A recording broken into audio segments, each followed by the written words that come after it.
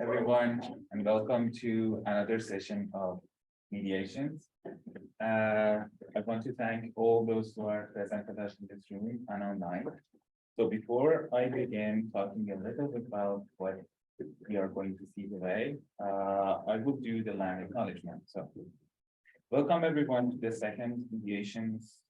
We acknowledge that Western University is located on the traditional territories of the Anishinaabe, Haudenosaunee, Lenape, and Chinook nations on land connected with the London Township and Somra treaties of 1796 and the Dish with One Spoon Covenant Formula. This land continues to be home to diverse indigenous peoples, First Nations, Metis, and Inuit, whom we recognize as contemporary stewards of the land and vital contributors of our society. So the title of the paper that our presenters are going to talk about today is the role of influencers on Instagram and Twitter during the 2022 and 2023 women's rights protests in Iran. Preliminary findings. Yes. The audio is connected. It doesn't have to be, it's here. Oh, okay. Sorry, yeah, now it's on. Thank you. So as many of you, I think, know, earlier this September, Iran was involved in nationwide protests over the death of Mahsa Amini, who had allegedly protested against wearing the mandatory hijab. And so in this research, the researchers will use Iran as a case study to explore the use of Twitter and Instagram by Iranian influencers in disseminating protest-related information to their followers. To address these objectives, we conducted a content analysis of the Twitter and Instagram posts of 19 Iranian influencers. The research has strong implications for understanding the role of social media regarding feminist digital activism. In particular, the research makes a central contribution to the literature on the topic of Iran and digital feminist activism, as well as through providing a typology of social media influencers and how they use social media to disseminate protest-related information. Now, Evan will give you an introduction of our presenters. Thank you so much, Sina. So, who are the people behind this wonderful talk that we are coming to witness today? First and online is Jiman Zhang, a doctoral student in media studies at Western University. She obtained master's degree in digital humanities from the University of Alberta and a bachelor's degree in computer science from the Communication University of China. Her research interests center around social media, digital feminism, and digital feminist activism. Her doctoral research examines the affective dimension of anti-sexual violence activism on social media in the context of China. Then we have Zara Falahat Piche, who is a doctoral student in media studies at Western University. Her research interests center around digital media, and social networks, as well as user engagement and affordances on social media. Mino Asari obtained a bachelor's degree in architecture and a master's degree in landscape architecture. She's a first-year PhD student in geography and environment at Western University. Her research interests include human-nature relationship, urban design, and behavior in urban areas. And our own Annabelle Quan-Haase is a professor of information and media studies and sociology. She's also the Rogers Chair in Journalism and New Information Technology at Western University. Her work focuses on social change, social media, and social networks. She is the co-editor of the Handbook of Social Media Research Methods with Luke Sloan, co-author of Real Life Sociology with Lon Kepperman, and the author of Technology and Society, which currently runs the 3rd edition. Dr. Quan-Haase is past chair of the Communication, Information Technology, and Media Studies section of the American Sociology Association and past president of the Canadian Association for information science. So if I said we are fortunate to have excellent members to present to us, you will know that I'm right. So without me wasting much time, shall we welcome our presenters to kick the ball rolling?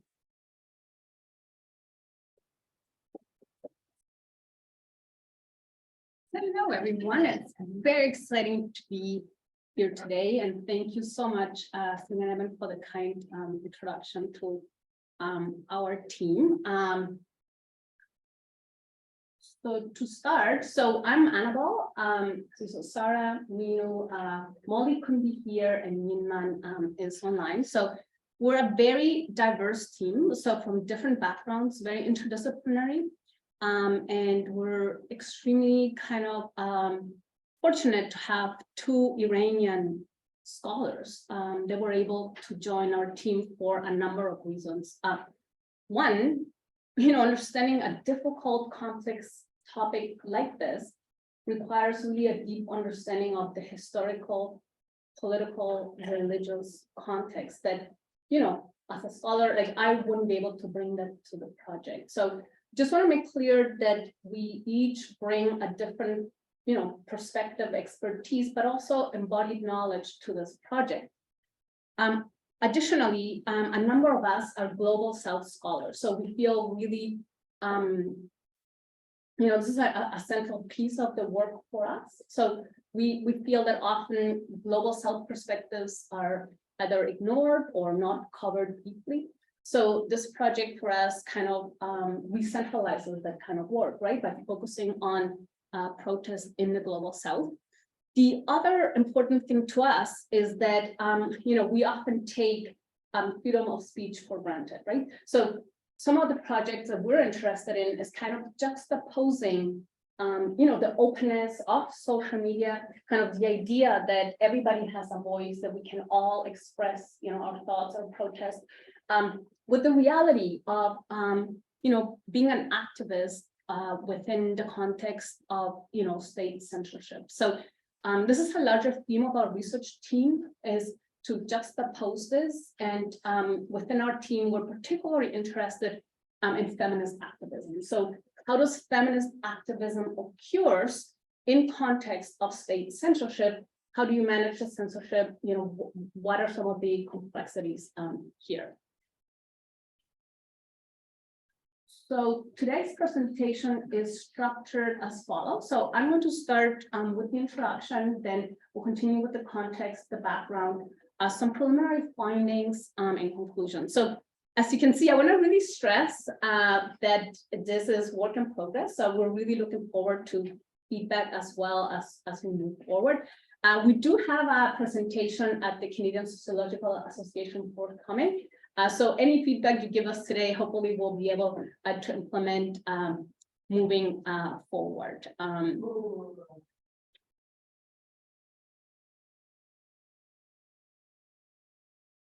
Okay, so why social media? Why is this relevant? So social media can help a lot in understanding, how social movements occur, how social movements develop. And one of my core interests when looking at social movements is how do we gain new members? How do social movements create awareness of a cause? How do we build solidarity?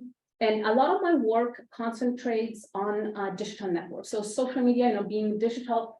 But I wanted to highlight here because the image that we chose was actually chosen on purpose, right? Because a lot of scholarship on digital networks, on social movements online tends to kind of disregard the physical component and the kind of material work that goes into actually establishing awareness online. So we want to kind of acknowledge that even though we are studying, processes, mechanisms that occur online, that the reality is a very different one. So the reality is that often social movements happen with people on the ground who are organizing, who are communicating, who are getting together, meeting in coffee shops, as well as protests on, that are happening on the street. So that kind of juxtaposition is really critical for when we look at social media as well as the use of images, which is one of the central piece of our study. So with that, I'll pass it on to Sarah. So hello again.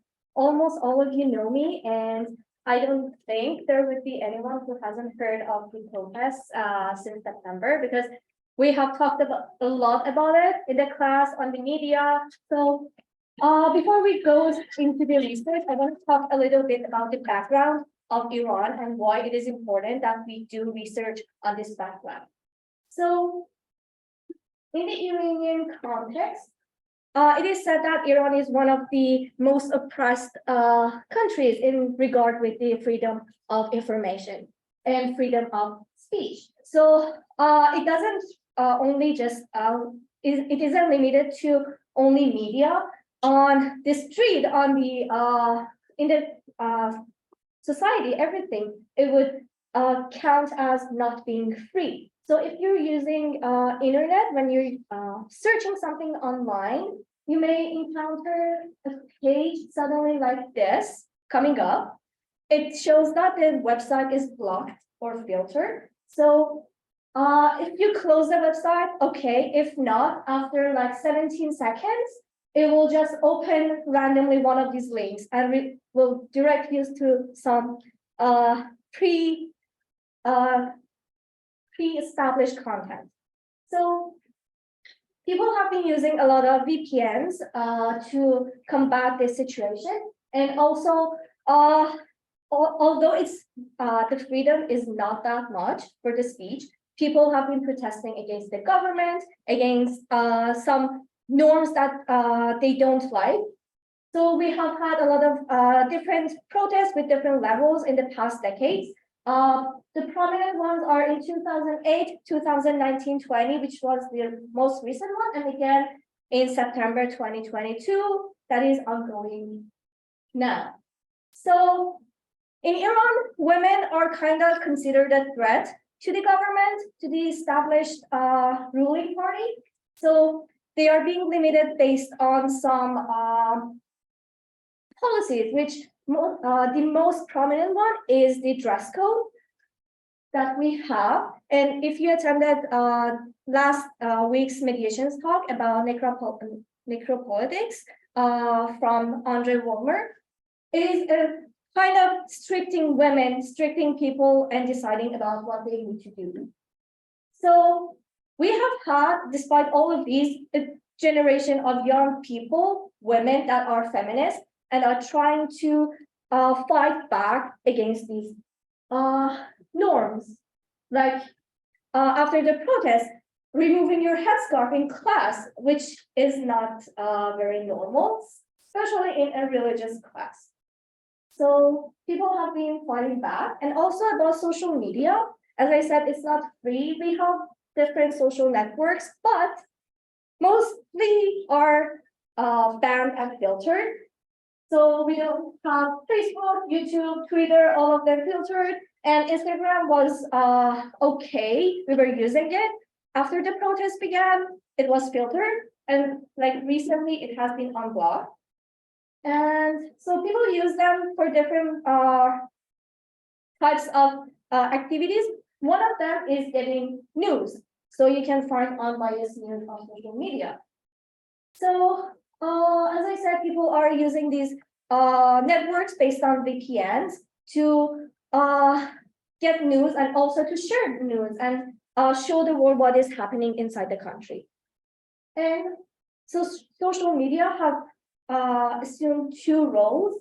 One of them is informing people, and also it's a tool for organizing people for protests, doing movements and these stuffs. So now we will move to a little bit background about the social movement and digital activism related to feminism, which our friend Jiman would be presenting online. So I will be sitting down mostly, but we will come back again. Yeah, digital physical hybrid. Thank you. Thank you, Sarah. So next, I will briefly talk about some of the background and the relevant literature and the study purpose. I'm sorry.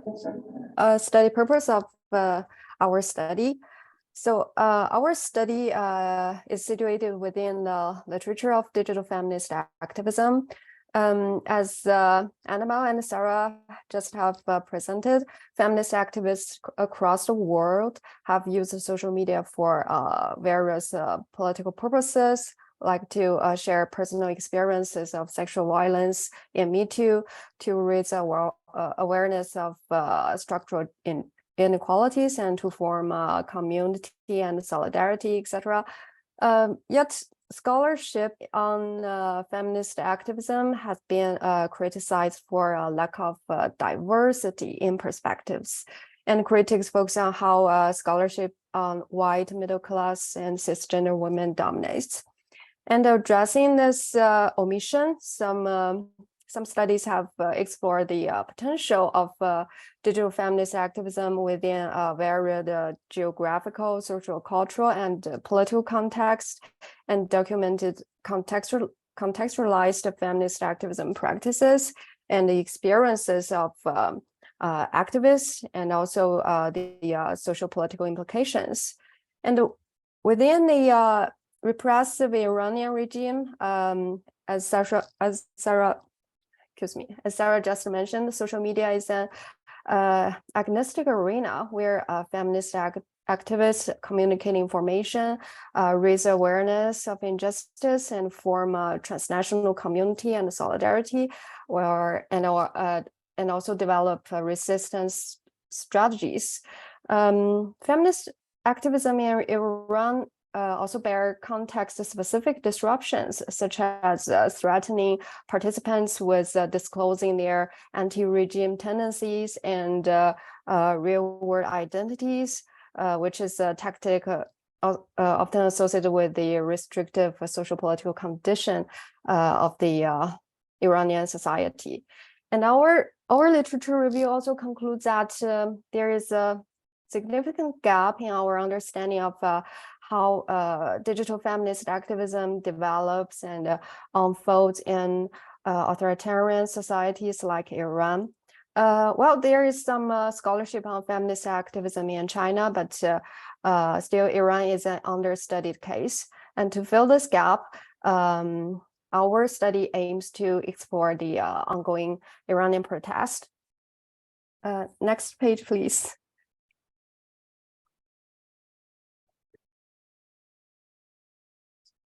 Yeah, got it. Yeah.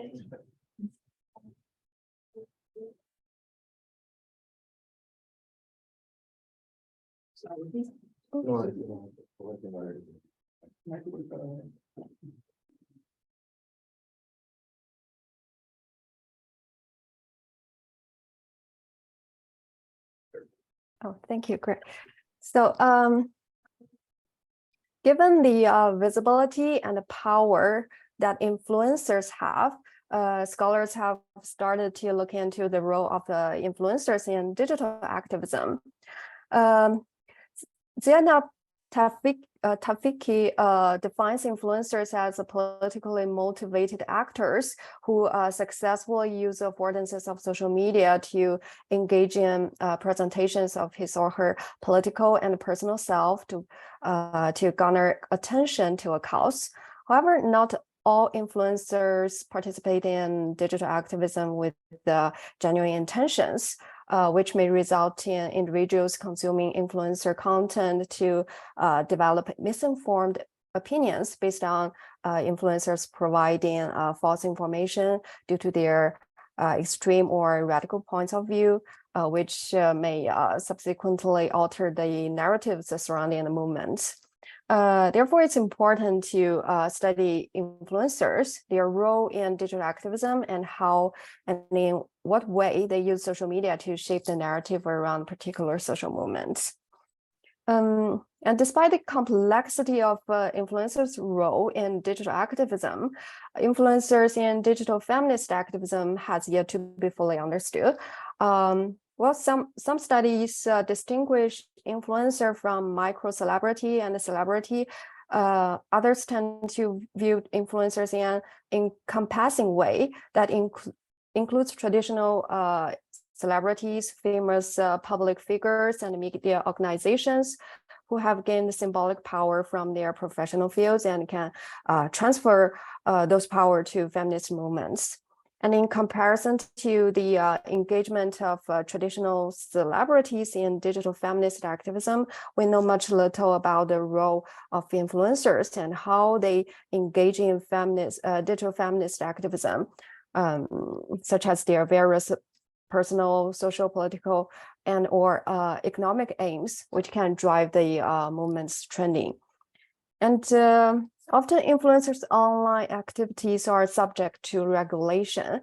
Some studies explore the impact of censorship and regulations on the influencer industry and also on their daily practices, such as some research on influencer governance in China.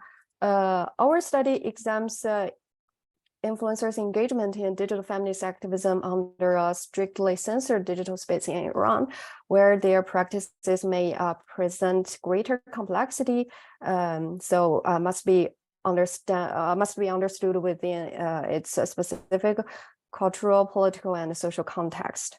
And moreover, our study explores influencers on multiple social media platforms, Twitter and Instagram, hoping to capture the cross-platform conversations that have constituted many digital feminists, digital activism within a complex hybrid media ecology. Thanks. Next, I'll hand this over to Annabelle, I think. Yeah, great. Thank you.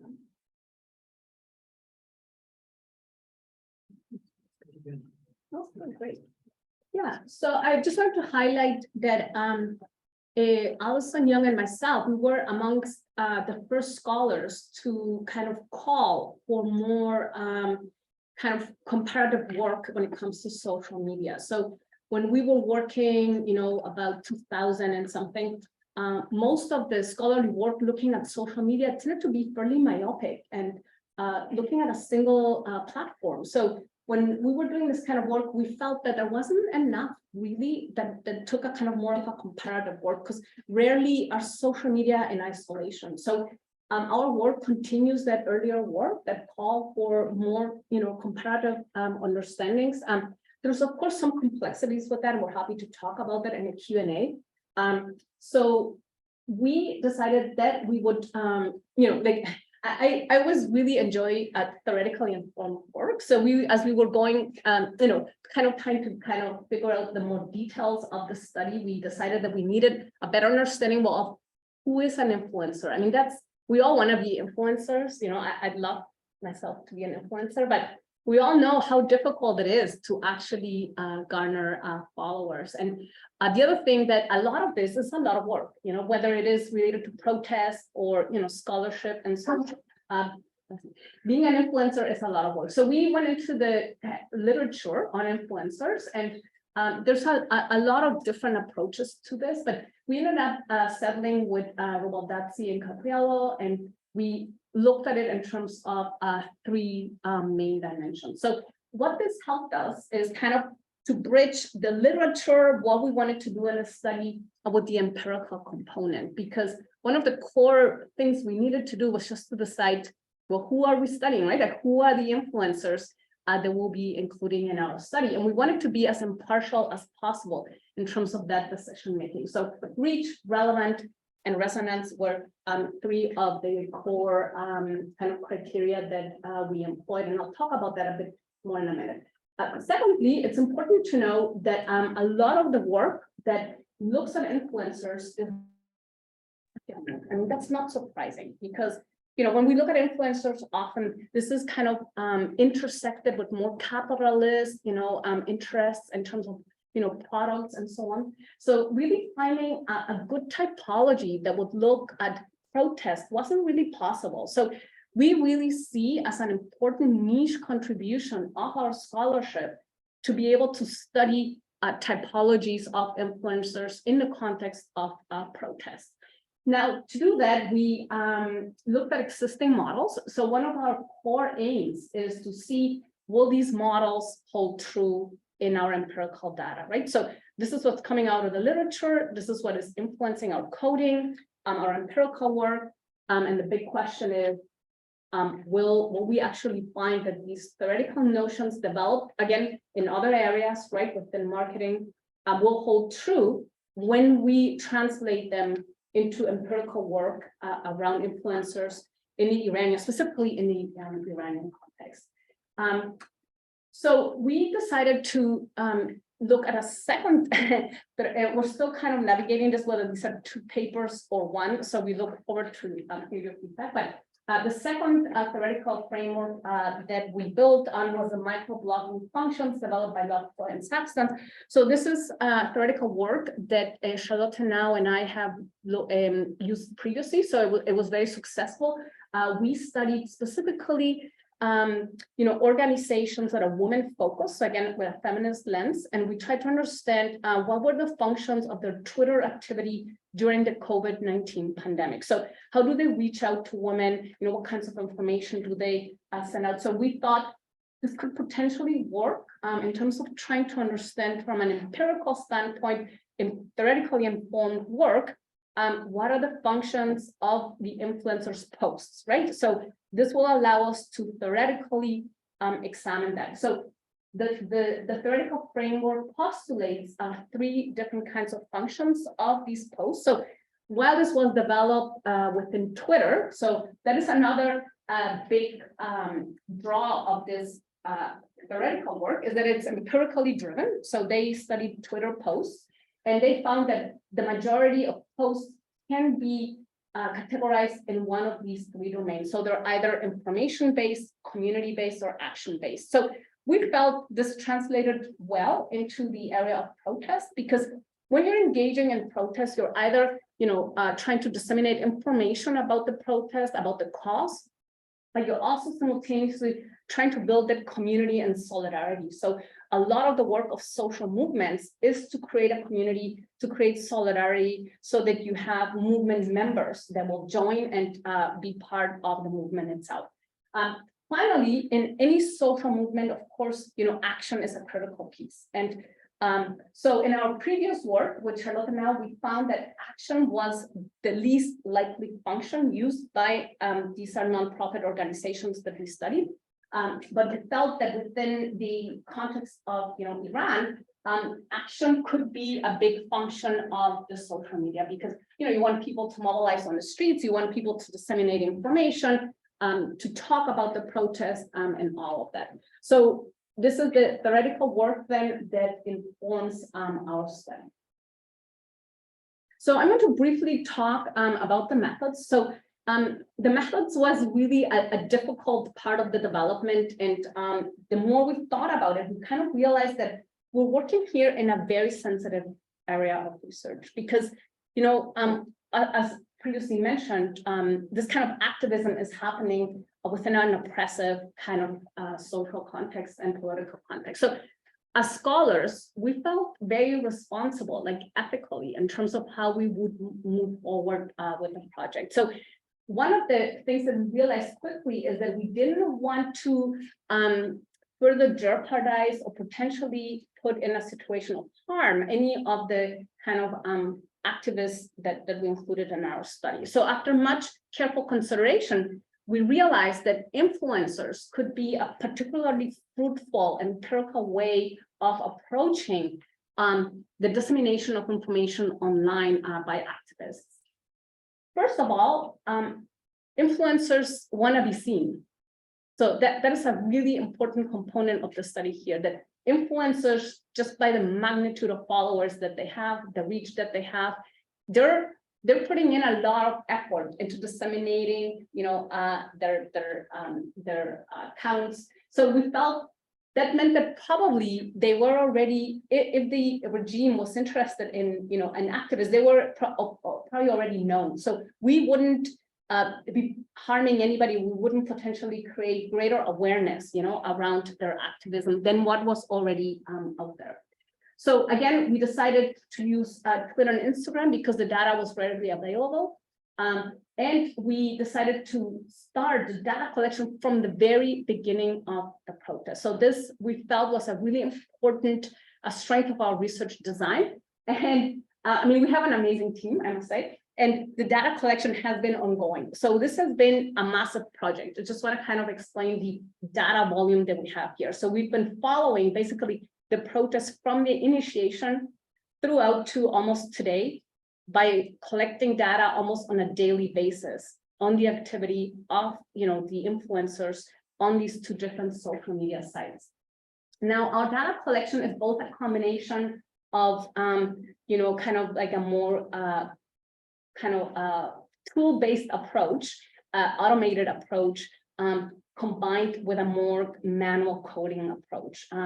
The other thing that is really important here is to also realize the role that different team members play, because not all of us are fluent in, Farsi and Persian. So what we had to do is really create teams that could work together so that we could simultaneously translate all of the posts. I mean, you just gotta imagine the volume of data, and the kind of work that is required in terms of being very careful in terms of the translation of both video, the meaning of image, posters on image, as well as the actual text that is being communicated. So this project has many, many strengths, but the team that is a part of it is probably its greatest strength, right? Because you're combining a multimedia environment where protest, information is being signified at so many different levels. So I would just want to make kind of clear the scale of this project and the relevancy. So we used a number of different hashtags to kind of identify the influencers, and we had some important inclusion criteria. So they had to have been active throughout the period of interest. They had to have posted either in Farsi or English, and they had to have some of the core hashtags that we were interested in. And we needed at least 6 posts per week, 3 from each of their social media accounts. In terms of our data analysis, we use a preliminary coding scheme. So the team has met very frequently to just kind of refine the codes to make sure that we have a good understanding of the meaning of the codes. And again, the codes are all theoretically driven. But we decided to use a kind of unique inductive deductive approach. So those of you who are kind of familiar with those kinds of approaches, what that means is that you start out with your theory, you define, your theoretical codes through the theory, you apply those to the data, but you remain open throughout the coding process for new codes to kind of emerge inductively. So it's kind of a bit of a complicated approach because you got to be constantly applying codes consistently, while at the same time also being kind of remaining open in your coding for new codes to emerge. But we felt that that would be probably one of the, that would be a good approach to the data, just because we weren't quite sure how well the current theoretical work applied to this environment. Okay, I'm just going to quickly go through this, but because we were such a large team, a big concern for us was the intercoder reliability. So you gotta imagine we have per influencer a really big amount of data. The data has been translated. We have visual data, video data, we have posters, text. So what we did is we started by coding influencer by influencer. So that was one of the strengths of our approach, is that because we had 18 influencers, we could really start with all the data that we had collected on one influencer. So the team met and we did the intercoder reliability per influencer. And it was really very encouraging because even after the first round of coding, you can see that we had fairly high intercoder reliability. And then we got together as a team, discussed again the coding, the process, potentially where there were dissonances in terms of incongruences, in terms of our understanding. And then as you can see, our intercoder reliability has increased. So it is really great to work in teams. And I know projects often don't have those resources, but we were really lucky that in this project, we have the capability of doing a lot of this kind of like coming together collaborative work for the coding. So again, I wanted to really stress, some of the importance of the ethical context when it comes to this kind of work. So first of all, we approached it by really focusing on the influencers under the assumption that this data is already circulating on social media, that the influencers are already known. And we based it specifically on work done by Jacobson and Bruce, who had found that political activists actually are very happy with scholars collecting and analyzing their data. So that is not the case often for citizens. So citizens often are very kind of wary of scholars actually collecting data, archiving data, analyzing data. Whereas when it comes to activists, in particular political activists, a lot of the current research suggests that they're willing for their data to be analyzed because one of their central concerns is the amplification of their message. So under that assumption, that is kind of the main kind of ethical lens that we're taking here. The other important thing is that we did want to look at deleted content. So we were very careful here because of the sensitivities of the context. So we did an approach where content that was deleted by the influencers was not included in our study. So of course we had to have a cutoff date for that. So we set a specific date by which any content that had been deleted would not be included until that date. So I just want to clarify some of the ethical concerns that came into the project. And with that, Thank you. So let's talk a little bit about what we found during the research. So first of all, the three main functions that we identified, we tried to code the Twitter posts and Instagram posts based on these. So these are the number of the posts that we had in each social media, and the colors represent the social media. So the blue ones are Twitter, the pink ones are for Instagram. And we see that mostly the posts for Twitter were a little bit more. So it is because on Instagram, some weeks they decided not to post, or we couldn't take the post. So the data was excluded because of that. And mostly we saw that it is obvious the information was so much higher than the other two functions. So a little bit further, we will talk more about these, and we will go through them. So about community, what did we think community represented? What does community need?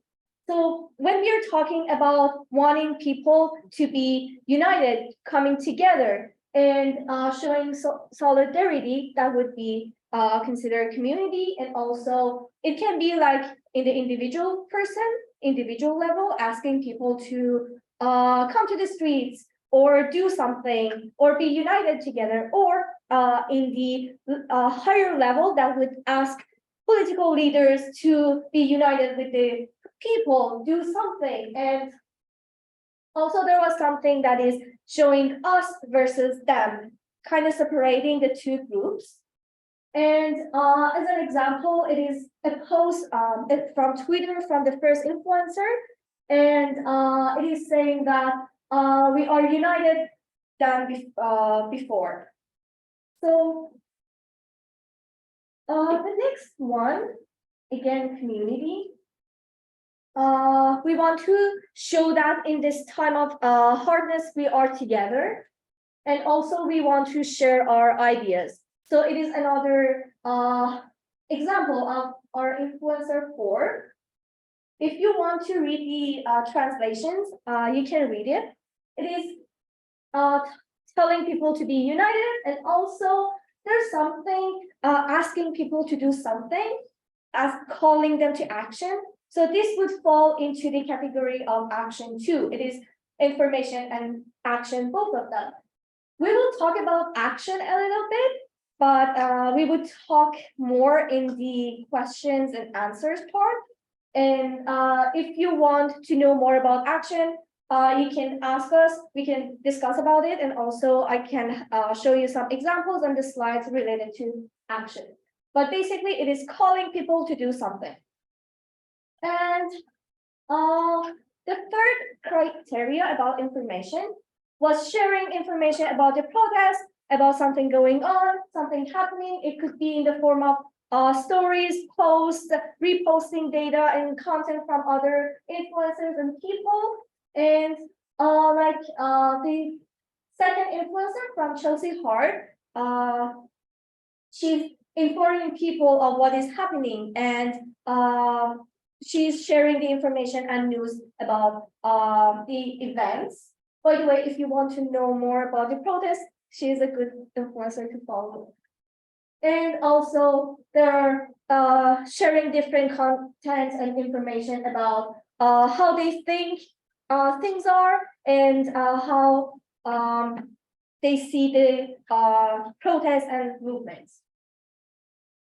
Then we have the typology of the Afro dancers. We try, I'm sorry, not Afro dancers, the influencers.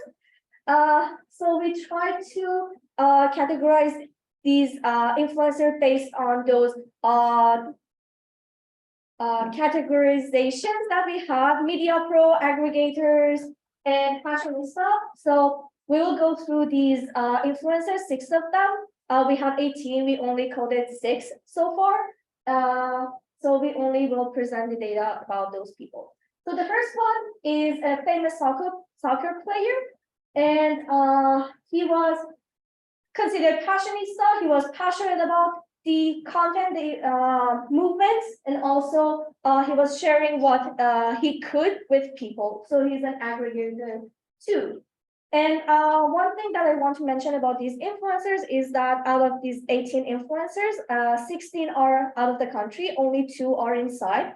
One of them is in jail, and the account is being managed by an admin.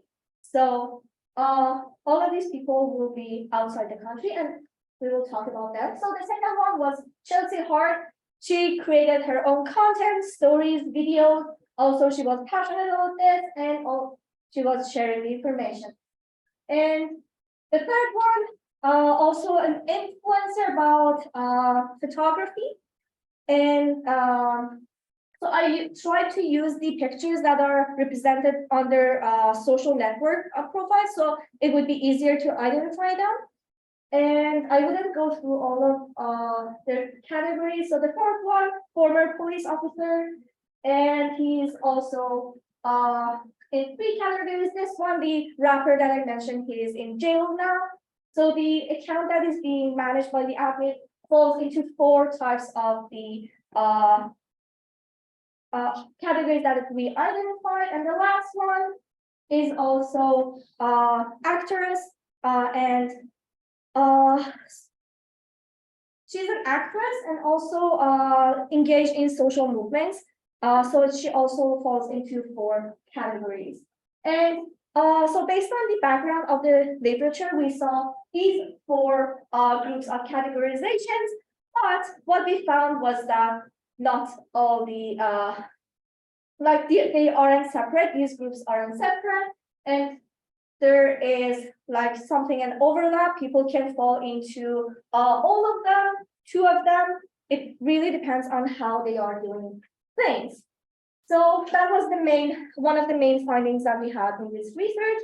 And thank you for listening to this part. I will give it to Minu, and we're going to go through the conclusions. Thank you.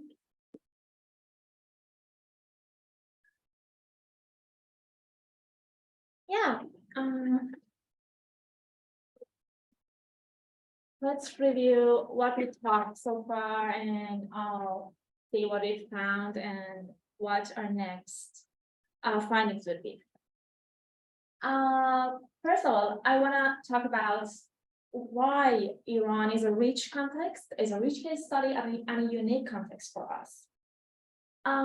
Basically, there are lots of reasons, but first and foremost is due to strict censorship and the authoritarian tactics of oppression in Iran.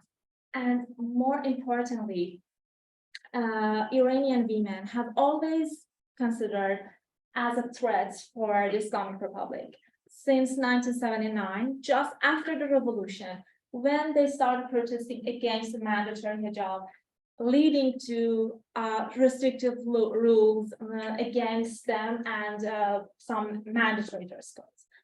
But now, despite all of this restriction,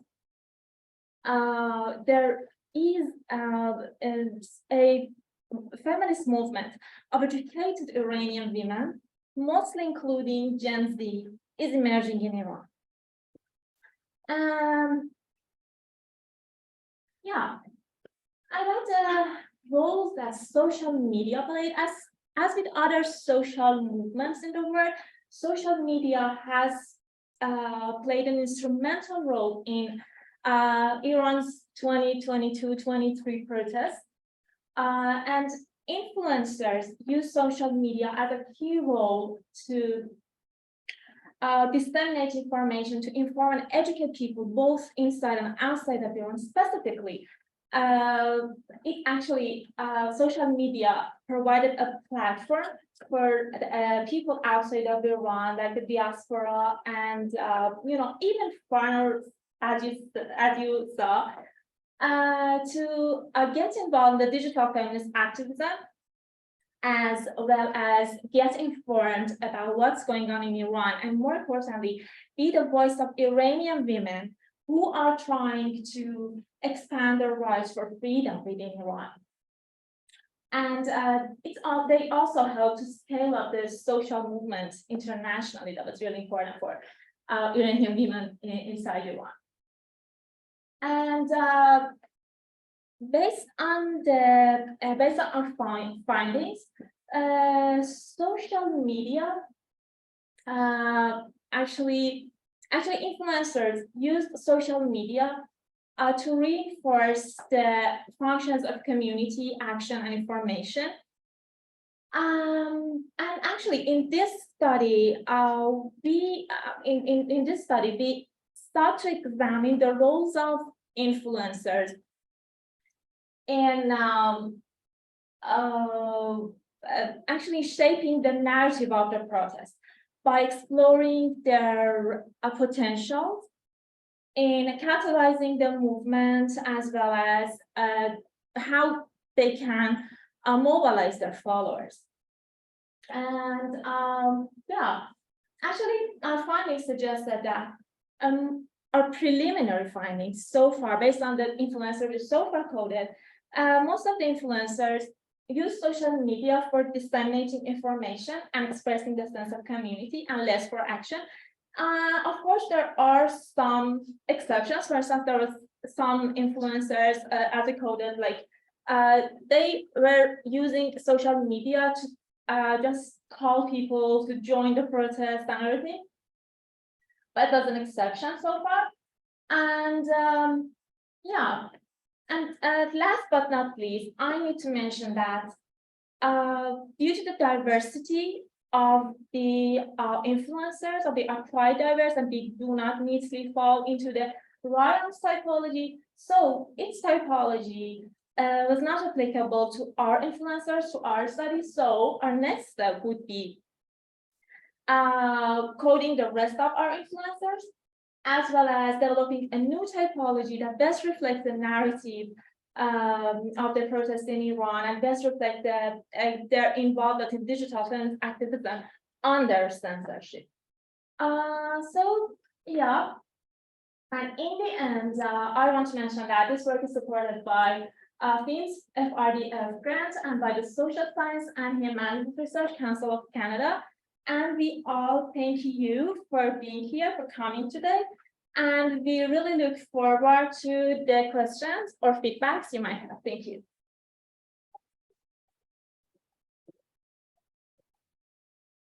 Thank you, Manu, Juman online, Zara and Annabelle, for your lovely presentation, very informative. So I suggest that when we do questions, you can either, I'll let you, either I'll answer or one of you answer. It's up to you how you want to handle that. And for those attending online, you can either put your question in the chat or raise your hand, and Matt will let you speak aloud, and you can just ask your question orally. We'll start online, and if I may, I'd like to start the ball rolling, if I may ask my own question. I was wondering if you could tell us about how you got started as a research team, like how did you meet and how did you get working on this project? So if you come over towards the screen, then you'll be on camera. Thank That's you. a question, that is. Thank Well, you, that is a thank you. great question. Thank you. I can ask more, but yeah. Yeah. So I can start. So as you know, Annabelle is my supervisor and we were chatting someday and it was the beginning of the protest. She mentioned that they want to do a research on that and I said I'm interested and then we met and tried to just start the project going. If you want to add. Yeah, and as for me, I had a course system, the methodology class with dear Annabelle, and she was explaining about the Iran's project, and I was really excited about it because since I got here in September, because I'm first year PhD student, all of these things happened in Iran, and I was experiencing bad things here, and I really wanted to help somehow. So I asked Annabelle if I can do any help. So yeah, she was happy.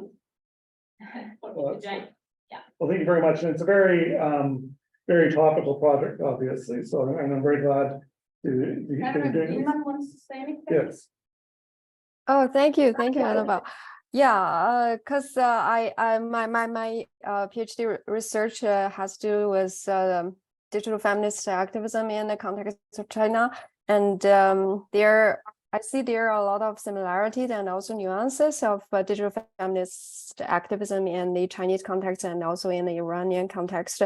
I think it is a connection between a different context that makes me wanted to join this great team and to work with diverse team members. And I learned a lot, so I have learned a lot from them. Thank you, Jaman. Does anyone in person have any questions? Evan? Thank you so much. So it's such a fantastic study, and I want to commend the team for coming out to this stage. I have two quick questions. One is, can we get to the other side of the coin? So these are influencers, protesters who are anti-government. Did you come across other influencers who were pro-government, and to what extent would you rank these two? My second question is, throughout your research, what role did fake news, misinformation, disinformation play on the side of maybe influencers or pro-government in trying to stifle the efforts of government? Be on the camera. Thank you. So people at home can see you. Thank you. Don't be shy.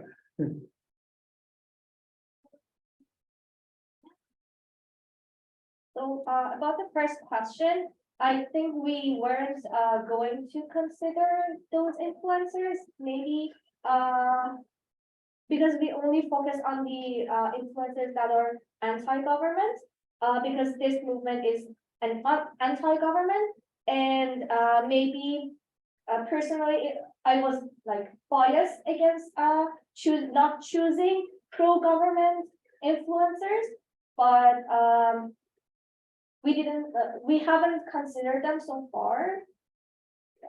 Is it something that you think is worth considering research-wise? I don't think so. As an Iranian, maybe I'm kind of biased here, but as for this misinformation and the things that you mentioned yourself, these are the people who are trying to kind of misinform people about the works that governments are doing now. By lying people. So we want the truth, and actually, I'm saying I'm kind of biased because I'm Iranian, but it's as if you have to, it's a part of the nature of qualitative work. Bias is part of it, so yeah. Sure.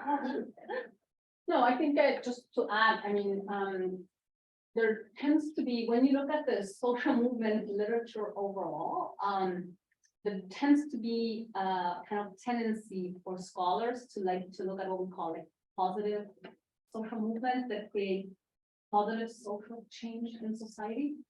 But I think, Evan, to your point, there are many, many social movements that work in similar ways, right? Because we're talking here about information, community, solidarity.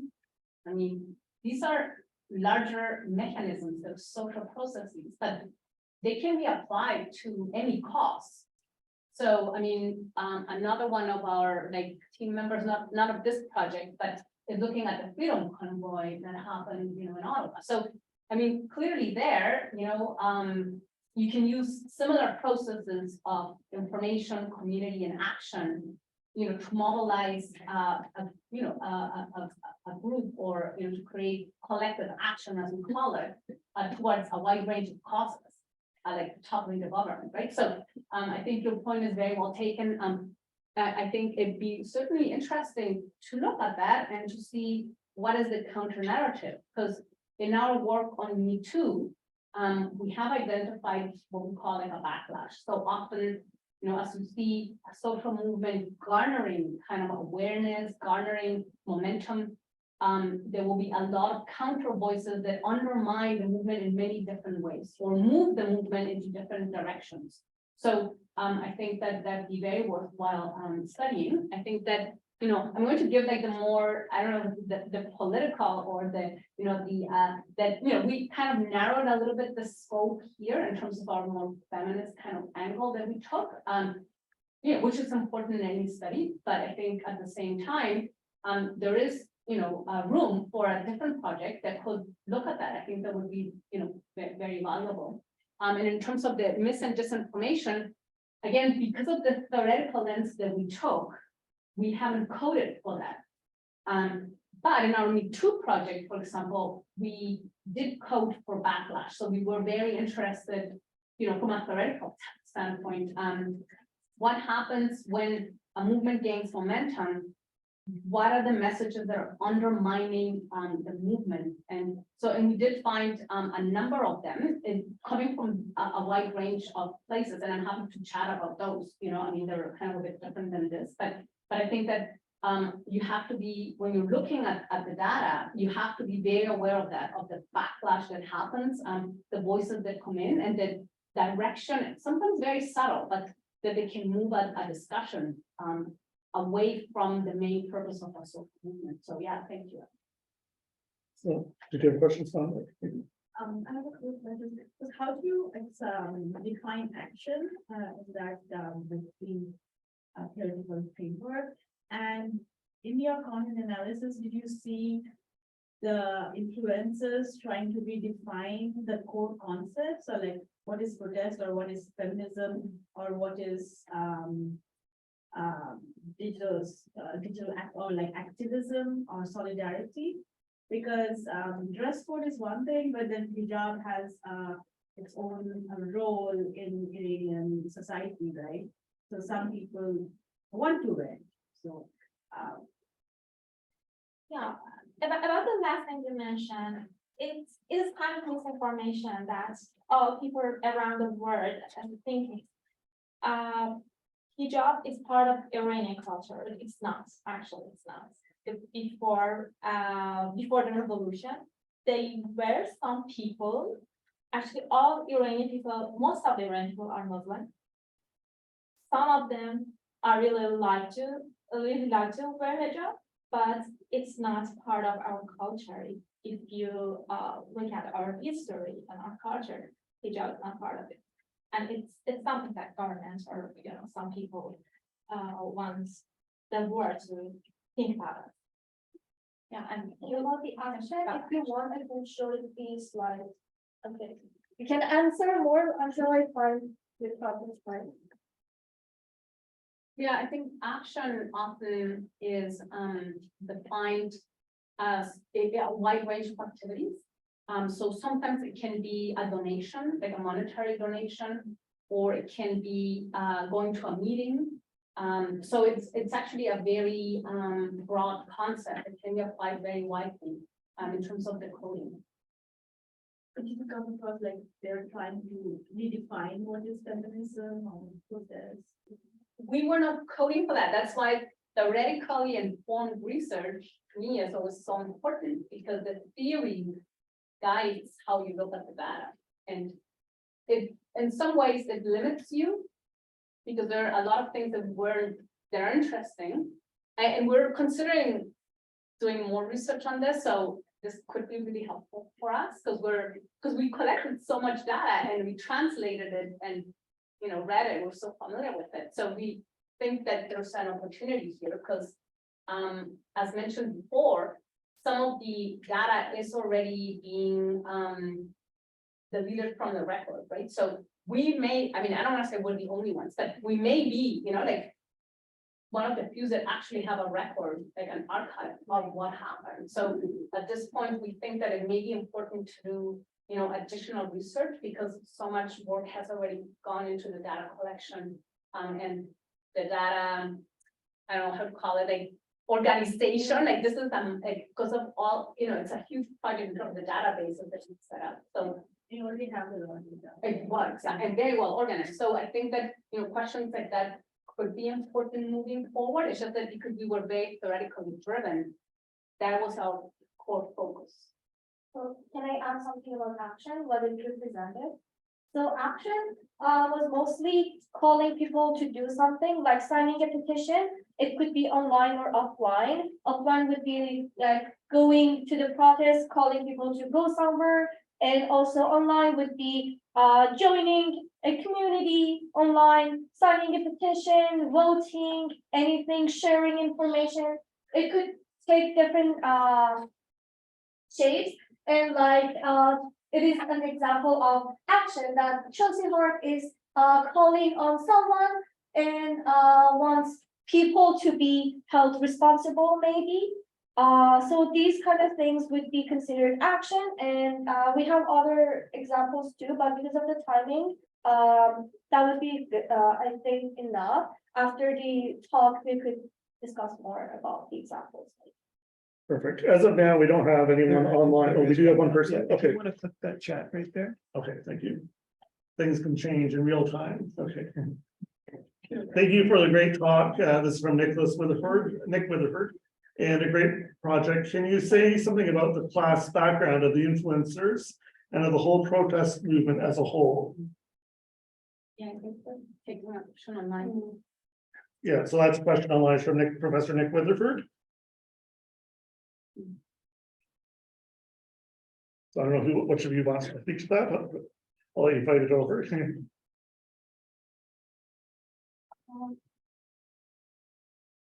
Hi, Nick, thank you so much for the question. And if I want to talk a little bit about the influencers and their background, me and Minuk decided about the influencers mostly. So they were famous people who were outside of Iran, actors, social activists, singers, rappers, Like artists, Yeah. or athletes, and about and their background, their class background, I'm not so sure about them because they're a diverse group of people. Some of them come from affluent families, some of them not, and they have different kinds of way of thinking. But the thing that is so prominent in their views is that they have been consistent with their views from the first, and it wasn't something like they would be supporting the government and suddenly changing their ideas based on what is happening. So we try to be choosing people that are holding consistent views about what is happening. And so it would also reduce the misinformation that would be potentially involved. But about their background and class, I'm not sure if I can, yeah. Yeah, I can, hi, Nick, thanks for that. Yeah, I mean, I would say that one of the, always the kind of drawbacks of social media research is that it's, kind of what we call data lean. So we are missing a lot of information on the demographics that are kind of more available, readily available in traditional survey kind of research. And, that is, of course, always problematic when you're working with this kind of data. At the same time, I think your point is a really important one here, because the reason, I mean, the very same reasons that kind of from an ethical point of view allowed us to, well, not allowed us, but that kind of, you know, that we felt that we could, you know, study this group of influencers is because of their various types of capital. So I think, you know, when you're looking at influencers, here, these are people that often were already influencers before and maybe gained, you know, greater influence as a result of their participation. And they probably have a lot of digital capital. So what I mean by that is that they have the infrastructure to be online, they would have devices, they have the, you know, digital literacy to write and, you know, integrate multimedia. So from the digital capital, I think they were high. They would probably have also cultural capital, as we mentioned, you know, either in the arts or different backgrounds. And they would also, you know, probably have social capital that they were drawing on before this, which would have led to some of the high levels of connectivity within these various networks. So I think that from a capital standpoint, that is a very, very important question. How exactly class comes in maybe would be a bit more difficult to kind of maybe analyze directly. One way we could do it if we wanted to is maybe go back to data prior to the protest and code them based on that. That would be one way of discerning that. I don't know if that, Thank you. if you had any suggestions about that, we'd love to hear them. Yeah. There's one more. Okay, cool. I'm gonna unmute the person. Okay, thank you. Hi. Hi, thank you for this lovely presentation. And thank you for helping Iranian women to get their freedom. I have a few points or questions. I don't know if that's our question really or not. But I think in case of Iran, there is the complexity of the lack of freedom of speech, because this situation made people to not revealing their real name, real pictures, and this is very difficult to trust them about the dissemination of the information. So this is one thing that I think it's very important. And at that time, the micro celebrities that you said, they are very important because they are something as a bridge between influencer outside the country and people on the street. So this is something that I think you could add to the role of influencer, which I know those influencers mostly are from a high level of professionalism or famous. They are famous, but we have some other celebrity that actually they are produced through this movement, and because they are organizing actions.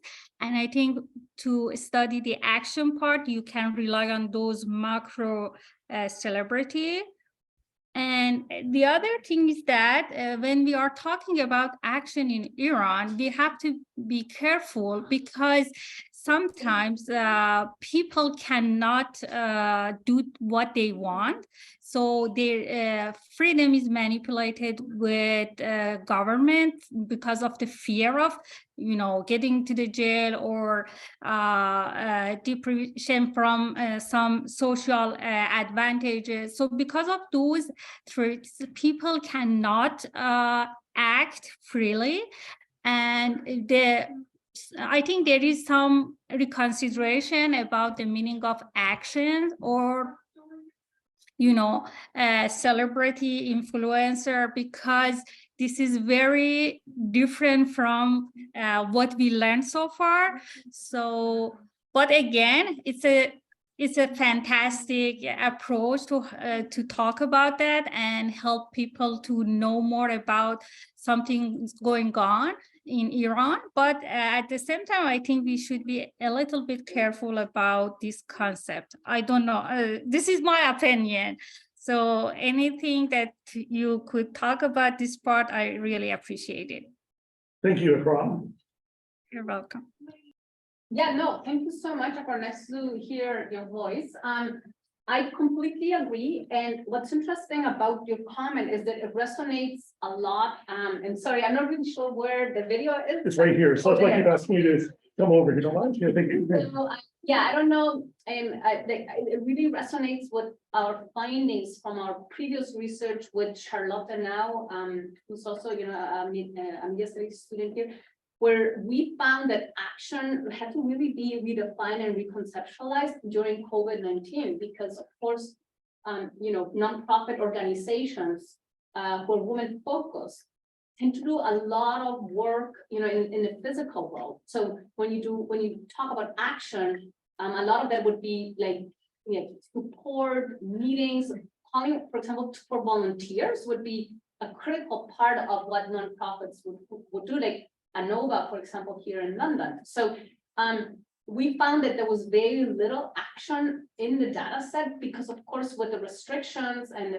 that people couldn't meet each other face to face, there wasn't really a call for volunteers to work on at ANOVA specifically. So I think that is something that would be really helpful. I think your comment will be really, really helpful and useful in both reconceptualizing action, but also thinking about maybe what that means when people talk about it online, right? Because the work of Zeynep Tufekci, which was also done in the region, she found that micro celebrities often were very active.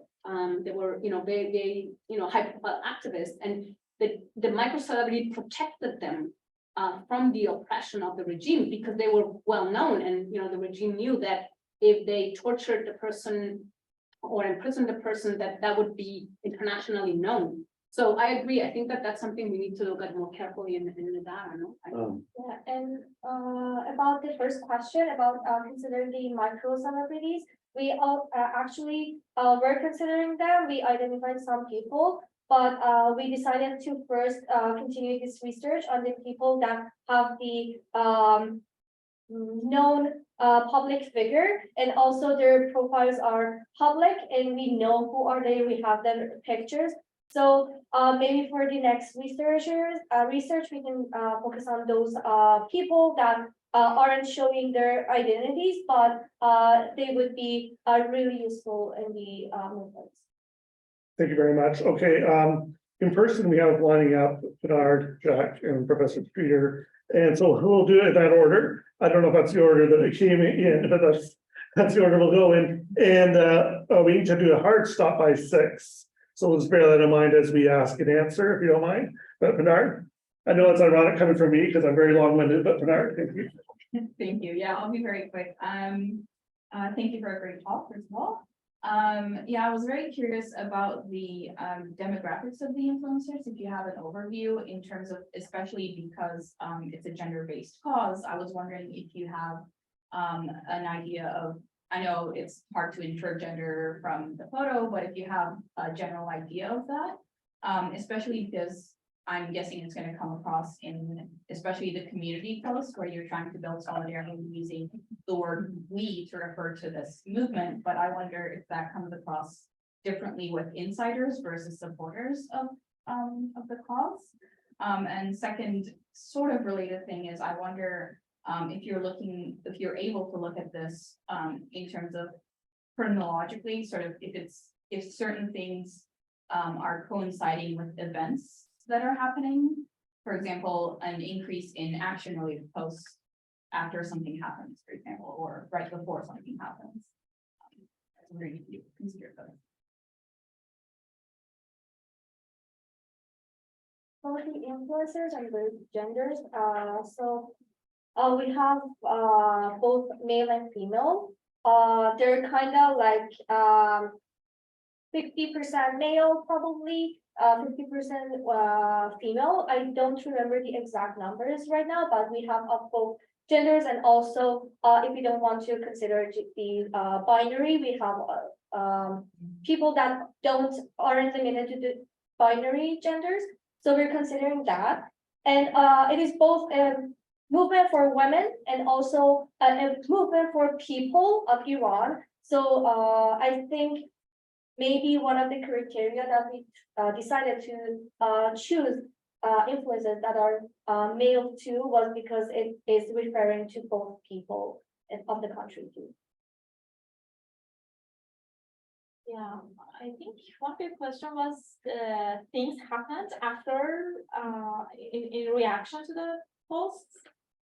Yeah, actually in terms of action, there were lots of situations, for instance, when people were going to be executed, or some tragic, other tragic things were going to happen. And when influencers rushing out and they posting and informing all people about it, I think it would affect the government to do or not to do that, so I think it was really effective sometimes, but some not. Yeah. Thank you very much. Jack? Yeah, thank you all so much. It's been amazing. I have a very brief question about methods, about the inductive deductive coding method. I was wondering, if you did make a change to the coding scheme, did you go back and recode all of the data that you'd already coded beforehand? Because I might have misunderstood how the method worked. And then the other question was, did you actually make any changes to the coding scheme in the course of this? And if you did, what kind of data would cause you to make a change like that? Would we change? I think so. You think? Okay, I mean, the good news is that we're still preliminary. So we haven't, we're still in the coding process. But yeah, for sure. So the way that the process works, I mean, the data analysis works, is that you have a preset set of codes, you kind of, understand what they mean, apply them fairly, I would say methodologically, systematically. Then if there's a disagreement, the team meets and says, why did you not code this as community or like action or something? And then you agree on where the problem lies, right? The conceptual. So either you need to redefine the code, or you need to kind of redefine how you understand the data, which obviously in translated data can happen, right? Because the translation can be not 100%. I mean, not accurate, but Yeah, sure. culturally maybe. Yeah, Not sure. conveying the content. Yeah. The context, that's a good way of putting it. So, but if you saw something that was this thing, right? Or I would say some categories, right? Like that's another really interesting domain, is like, for example, with the action, you can code by different types of action, right? So you could say, well, look, in this case, in the, I mean, you could do it by time or whatever way you want it, but you could say, well, look, that the action comprises different components, right? Like it could be donating, or it could be going on the street, right? You could kind of diversify your theory quite a bit. So, and they can be very important because, again, these theories often are developed in a very specific context. So they're not really that applicable. It's like with the typology of the influence, right? It just doesn't make sense in this context. So we will have to kind of come up with our own. Well, we haven't decided what to do with that, have we? Not yet. Actually, we have intercultural liability. We measure this. For instance, for one influencer, two people code this at the same time, and then we measure the intercultural liability. But there are some things that are different, because it's from our subjectivity. For instance, I think this is action, but the, for instance, Sarah thinks, no, this is not action, it's just disseminating information. So yeah, there are some different, maybe we have to code some of them twice, but I'm not sure personally. Thank you very much. Tom?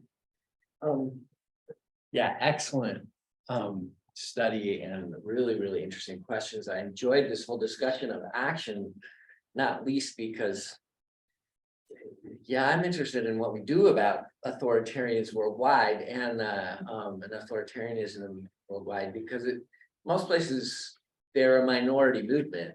The majority of people, most places you look, are against it. But you know, how do you organize against that?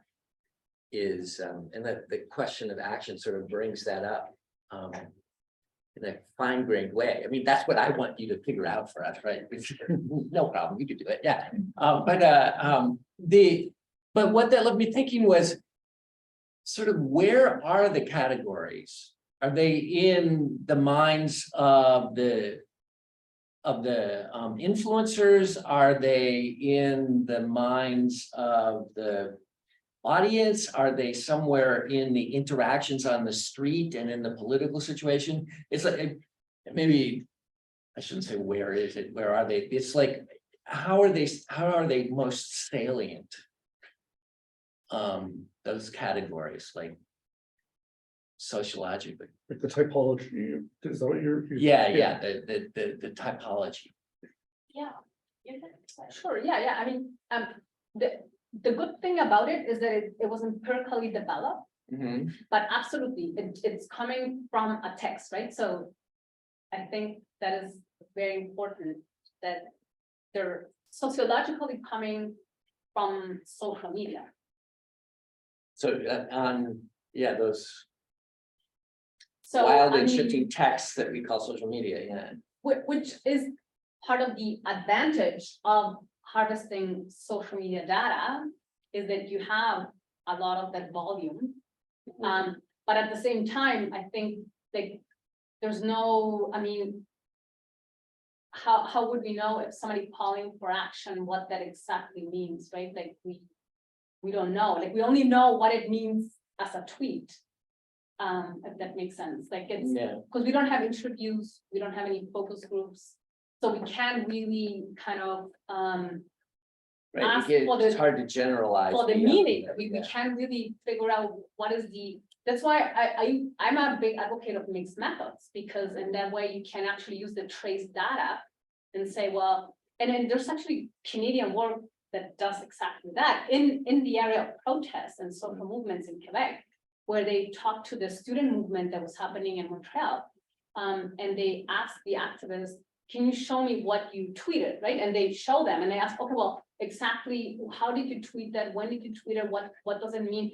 So, I mean, this is really very rich data, because you get much more at, well, how did the tweet, where did the tweet come from? What was the real kind of meaning? How does it figure out in your larger person as an activist, or your activist, you know, kind of what you did afterward, like were you on the streets of Montreal?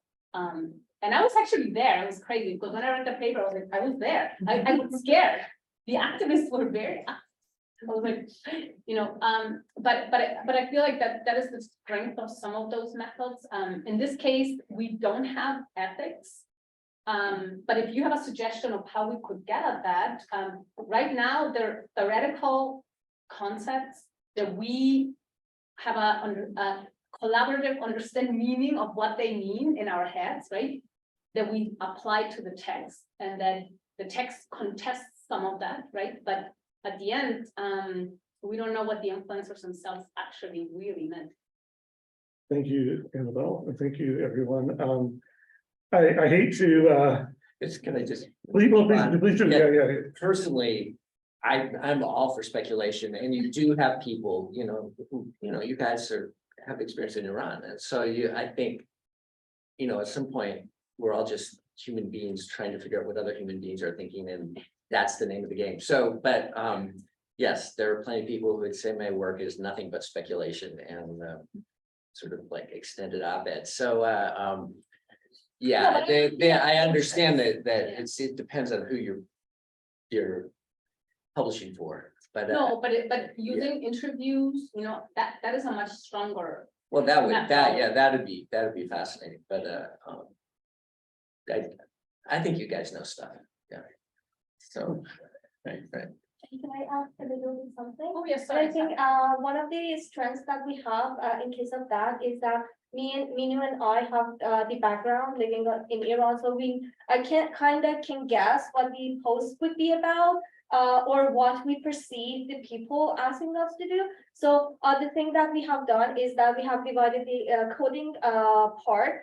I'm coding with another person and Minu is coding with another person. So there is an Iranian person who would be looking at those tweets and posts.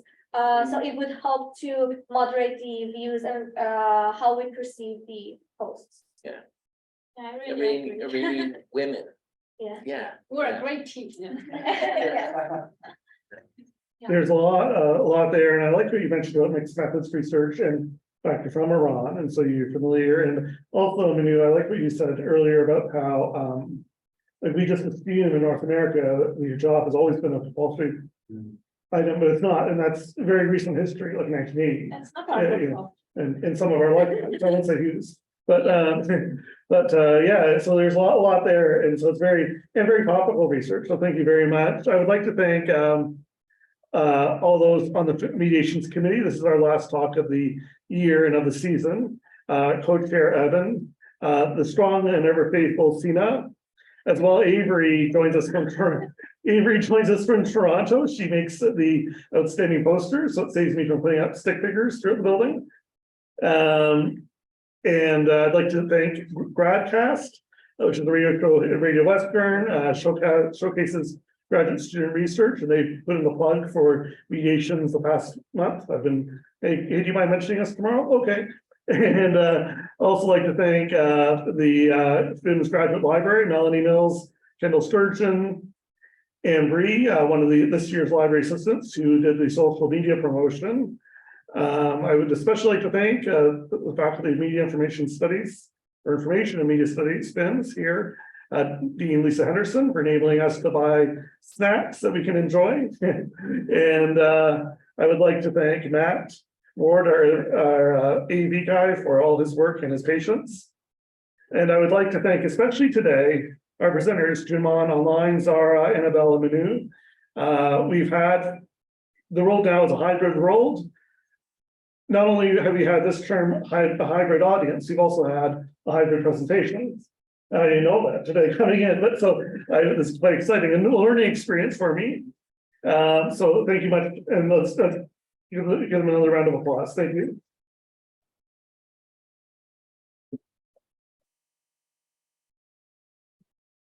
And so in the future, you'll send out an email for soliciting future contributions to mediations. In the meantime, I hope everyone has a great summer. Thank you. Thank you. Thank you. Thank you.